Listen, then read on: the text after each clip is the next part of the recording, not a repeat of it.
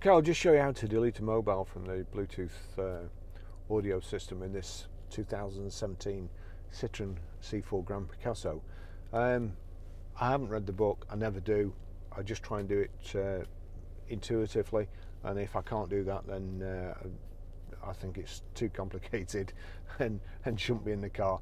But from what I can gather, the first time I've been in the car today, from what I can gather from any screen, if you click the telephone, don't tell you a whole lot. There's nothing connected at the moment, so it's just saying Bluetooth search, so you should be able to pair your phone straight away. But if you click options, you've got Bluetooth connection and quick message.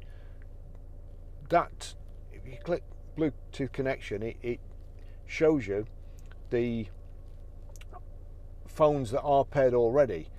At the top there's a dustbin. There's nothing on. I would expect it to be on the actual car, on the actual phone itself, but you have to click the dustbin at the top, then it changes the symbol over here and allows you to delete that mobile.